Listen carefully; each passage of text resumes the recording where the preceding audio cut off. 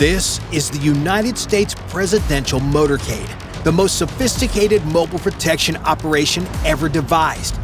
50 vehicles, over 100 personnel, a rolling fortress with one single objective: keep the U.S. president alive. At the heart of this convoy sits a vehicle that looks like a luxury limousine but functions like a bunker. The Secret Service calls it Cadillac One. The world knows it as the Beast, and calling it a car is like calling an aircraft carrier a boat. Technically true, but wildly insufficient. The Beast cost $1.5 million and weighs 20,000 pounds. That's the same weight as 50 grizzly bears. Except this predator was designed to protect, not attack. Every Secret Service agent must survive a brutal 5-day defensive driving course just to get near government vehicles. The agents who actually sit behind the wheel of the Beast, they train for months more. Watch as the president descends those Air Force One stairs. Secret Service agents have already taken their positions, each one watching a specific angle, creating overlapping fields of view with no blind spots. He reaches the bottom, and now comes the moment that foreign intelligence agencies have spent millions trying to predict. Which vehicle door opens? Multiple identical beasts sit on the tarmac. The Secret Service made this decision minutes ago using random number generation that even they can't predict in advance. One door begins to swing open, slowly, deliberately, fighting against 700 pounds of armor and gravity. Those doors, 8 inches thick, 700 pounds each. They're layered with military steel, ceramic plates, and Kevlar mesh that could stop a .50 caliber bullet fired at point-blank range. The president has exactly 4 seconds to move from the stairs into the vehicle. The door closes with the weight of a bank vault, and suddenly what was just another SUV on the tarmac transforms into the most protected vehicle ever built. Inside, everything looks normal: leather seats, climate control, cup holders. But it's an illusion. This isn't a vehicle anymore. It's a mobile bunker that happens to have wheels. But here's what most people don't realize. The Beast's most incredible feature is one you can't see. Sitting in the Beast feels like being inside a submarine. Those windows next to the president? 5 inches of layered glass that distorts the outside world like looking through water. The Secret Service tested this glass by firing machine guns at it from point-blank range while agents sat inside reading newspapers. They could barely hear the impacts. The cabin is completely sealed from the outside world. In the trunk, oxygen tanks provide fresh air for an hour. Sensors monitor for chemical weapons in measurements so small they need scientific notation to write. If those sensors detected anything, every opening seals instantly and the cabin pressurizes. Air only flows out, never in. Someone could drill through all that armor and poison still couldn't enter because clean air would be rushing out through the hole. Under the president's feet, steel plates thick enough to stop a roadside bomb. Above his head, armor that could support a building collapse. The fuel tank behind him is wrapped in protection and filled with special foam that prevents explosions even if punctured. Even the tires have solid rubber cores inside. Shoot them out completely, and the Beast keeps driving at highway speeds on the rims alone.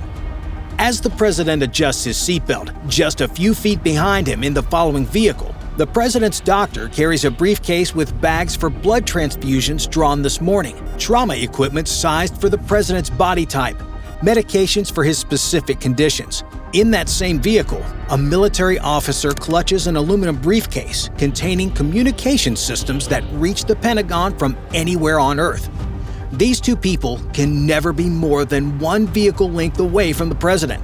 The authentication codes inside that briefcase changed at midnight will change again at midnight tomorrow. Behind the wheels sits one of the most highly trained drivers in the world. This Secret Service agent didn't just take a few defensive driving courses. They spent months at the Secret Service's training facility in Maryland, learning to drive a 20,000-pound vehicle like a race car. These drivers can execute J-turns at 45 miles per hour, ram through barricades without losing control, and navigate the Beast backwards at highway speeds if necessary. Every morning, this driver walks around the vehicle checking for anything unusual. then runs through a mental checklist of the closest hospitals, fastest routes, and the location of every safe house along today's path.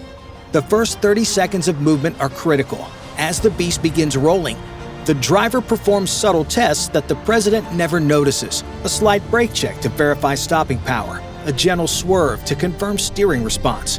Meanwhile, sensors throughout the vehicle run diagnostics: tire pressure, engine temperature, fuel levels, oxygen supply, communication systems. A computer verifies that all defensive measures are armed and ready. If anything reads abnormal, they abort immediately. Inside the Beast, the ride is surprisingly smooth despite the weight.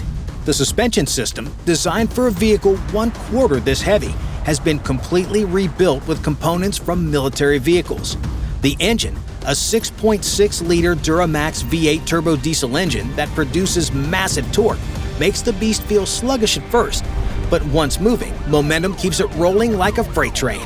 The soundproofing is so complete that the president can whisper and still be heard clearly, while outside sirens wailing at 120 decibels sound like distant background noise. The moment the presidential motorcade reaches public roads, something strange happens. Looking out those thick windows, the president might notice identical limousines in front and behind him. Watch how the formation takes shape around the moving beast. The halfback accelerates to maintain exactly 15 feet of separation. Too close and they can't maneuver. Too far and they can't protect. A second identical beast pulls alongside, then speeds ahead to take the lead position. In exactly 45 seconds, they'll switch places again. Behind them, a third beast maintains position as a hot spare. If anything happens to the primary vehicle, the president can transfer in under 20 seconds through a procedure they've practiced hundreds of times. Every half minute or so, these positions change. The car the president's in slides forward, drops back, moves to the middle. The Secret Service calls this maneuver the shell game, and this isn't random. NSA mathematicians designed this pattern using encryption algorithms. Even if someone knew which car he started in, they couldn't predict where he'd be 30 seconds later. Directly behind whichever beast contains the president, and remember, only a few people know which one, follows a Suburban called the Halfback. The entire front of this vehicle is a battering ram enforced with steel beams running through its frame. If something goes wrong, this 9,000-pound vehicle becomes a weapon, ramming threats or physically pushing the beast to safety like a bulldozer. In front of all the beasts, the lead car controls everything. The special agent in charge sits surrounded by screens showing multiple routes to the destination, each with helicopters already overhead, each with counter snipers already on rooftops. One word into the radio and the entire motorcade changes direction. The motorcycles weaving in front create a moving wall, forcing traffic aside while making themselves impossible to target. At each intersection, bikes peel off to block cross traffic while others race ahead to the next intersection. They're creating a bubble of empty road that moves with the president, pushing the real world away like a snowplow made of chrome and engines. However, some of their best defenses are the ones you can't see. As the motorcade reaches cruising speed, the president's personal phone might suddenly lose signal. So does everyone else within a half mile. A Suburban behind him, bristling with antennas, is flooding the airwaves with so much electronic noise that nothing wireless can function. Here's how it works. Every wireless device operates on a specific radio frequency. Your phone on one, your garage door opener on another, a bomb detonator on yet another. This Suburban is essentially screaming static on every frequency simultaneously. Imagine trying to have a conversation while someone blasts white noise through a megaphone next to your ear. That's what this vehicle is doing to the entire electromagnetic spectrum. The power output is so intense, we're talking hundreds of watts, that it doesn't just block signals, it completely drowns them out. Those antennas do more than jam though, they listen. They're searching for the electronic signature of weapons warming up, drones approaching, phones trying desperately to send signals through interference. The vehicle is essentially a mobile signet station, signals intelligence, constantly analyzing every electronic emission within a mile radius. It can tell the difference between a kid's RC car and a weaponized drone, between someone's Android trying to connect them to Instagram and a phone trying to trigger something more sinister. The computers inside process millions of signals per second, comparing each one against a database of known threat signatures. If, and it's a big if, the system detects an actual threat, the vehicle transforms from a listening post into a combat platform. It carries flares that can deploy to defuse heat-seeking weapons, chaff dispensers ready to explode and defeat radar guidance, electronic decoys that make attacking systems think the motorcade is somewhere that it isn't. Think of it like a fighter jet's defensive systems built into an SUV. These countermeasures sit dormant for 99.99% of the trips, but they're there, loaded and ready, controlled by computers that can react faster than any human could even perceive a threat. Even more unnervingly, this vehicle creates fake cell towers that phones connect to automatically. Anyone trying to coordinate something has just connected to an NSA intercept system instead of their carrier. Every call, text, and data packet routes through intelligence servers. The motorcade has become a giant intelligence vacuum, sucking up every electronic communication within a mile radius. Behind the jammer, another vehicle maintains connection to military satellites overhead. As the motorcade turns through city streets, the dome on its roof that you see here tracks satellites moving at 17,000 miles an hour through space. The encryption on these communications is so sophisticated that breaking a single minute of conversation would require computational power that doesn't exist. But despite all these James Bond-level gadgets, they can't stop an attack in progress. That's what these guys are for. In a Suburban with its windows down despite freezing weather, operators from America's most elite military units sit facing outward with rifles already shouldered. These aren't regular Secret Service agents. These are former Delta Force, Navy SEALs. People selected because psychological evaluations showed they wouldn't hesitate when milliseconds matter. Their rifles can switch to automatic fire instantly. Each operator carries hundreds of rounds plus grenades. They sit there with fingers indexed along trigger guards, ready to respond with overwhelming force. The windows stay down because in the half second it takes to lower a window could mean the difference between life and death.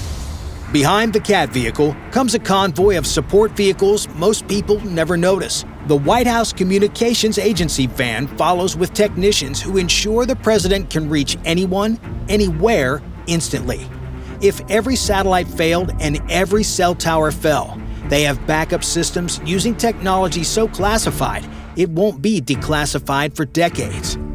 Next comes the hazmat vehicle, essentially a rolling laboratory. Sensors continuously sample air, checking for radiological, biological, and chemical threats. The technicians inside can identify nerve agents in impossibly tiny amounts. Imagine trying to find a single drop of poison in 20 Olympic-sized swimming pools. That's parts per trillion. It's so sensitive that if someone opened a bottle of nerve agent a block away, these sensors would detect it before you could even smell anything. If they do detect anything, the entire motorcade can seal itself and switch to internal air in under 2 seconds. Besides Secret Service assets, local police units integrate seamlessly into this formation. They've been briefed at 5 a.m. this morning in a secure location, shown photos of every vehicle, given specific radio frequencies, and assigned exact positions. Some will race ahead to coming intersections. Others will fall in behind to prevent anyone from following. They've signed documents acknowledging that for the next 30 minutes, they take orders from the Secret Service, not their local chain of command. Above the motorcade, helicopters monitor not just the current route, but alternate routes the president might take. On buildings along the route, counter-snipers have been in position since yesterday, watching windows through scopes that cost more than most annual salaries. Inside buildings along the route, agents have checked every room, every closet, every possible hiding spot. But none of this is random. It's all controlled with math. The entire motorcade maintains exactly 45 miles per hour. Not approximately, exactly. The distance between vehicles never varies more than 2 feet, When they take a corner, each vehicle adjusts speed individually to maintain perfect spacing without bunching or spreading. It looks like a single organism flowing through the streets. The primary route they're following has been designated Castle, but right now, helicopters are also watching Moat and Tower, alternate routes that the motorcade could switch to instantly. Each route has different characteristics. Castle is fastest, but goes through dense urban areas. Moat is longer, but passes 2 military bases where the motorcade could shelter. Tower runs near 4 different hospitals, each with trauma teams that were alerted at 4 a.m. to be ready. Every agent has memorized not just these routes, but the hospitals along each one. Georgetown University Hospital is 4 minutes from their current position. George Washington University Hospital is 6 minutes. Walter Reed is 12. Each hospital has a designated entrance, not the emergency room where regular patients go, but a separate entrance with a trauma team standing by. The Secret Service has already positioned agents at each hospital just in case. The weather briefing this morning affected everything. Rain would mean increasing following distance by 20%. Snow would require different tires on the Beast, one with metal studs that could dig into the ice. Winds above 30 miles per hour would ground the helicopters and activate ground-based backup plans. Today is clear, but there's construction on the primary route that wasn't there yesterday, so they might switch to Moat with 10 seconds notice. Safe houses along the route are known only to a handful of agents. Some are government buildings with reinforced basements. Others are private buildings whose owners don't even know their property has been designated. If something were to happen, the motorcade can reach one of these locations in under 90 seconds. Each one has been stocked with medical supplies, communications equipment, and everything needed to keep the president secure for 72 hours. The Secret Service has calculated every variable. The weight of the Beast affects stopping distance at 45 miles per hour. It needs 40% more distance than a normal car. The turning radius is wider, so some corners that a regular motorcade could take have to be avoided. They've even calculated how the president's schedule affects risk. A morning motorcade has different traffic patterns than an afternoon motorcade. Sunday is different from Tuesday. Rain changes everything. Every vehicle operates on encrypted frequencies that jump randomly between channels. The code words change for each trip, generated by computer to eliminate patterns. The president, reading his briefing papers in the back seat, has no idea that dozens of agents in the vehicles around him are performing an elaborate theater, sitting up straight, pointing at things, shuffling papers, all to confuse anyone watching about which vehicle actually matters. The Secret Service has one ironclad rule, though: never keep the president on the road for more than 30 minutes. After that, people watching can start to figure out the patterns, and tired agents make mistakes. That's why every route is timed to the second. If a trip might take 31 minutes, they take a different road. But the deception doesn't stop along the way. It even continues at the destination. As the motorcade approaches its destination, something strange happens. The vehicles slow at one entrance. Secret Service agents move into position. The Beast's door begins to open, then suddenly closes. The motorcade accelerates, circles the building, approaches a different entrance. These false stops happen multiple times, designed to confuse anyone waiting for that vulnerable moment when the president transfers from vehicle to building. When the actual exit happens, it takes less than 4 seconds. Agents pre-positioned in a formation practiced thousands of times will create walls with their bodies. The door opens, the president moves, the door closes. He's inside a building the Secret Service has controlled for 2 days, where every employee has been checked, every room swept, every window watched. But the motorcade never relaxes. The Beast engine keeps running until the president is deep inside the building.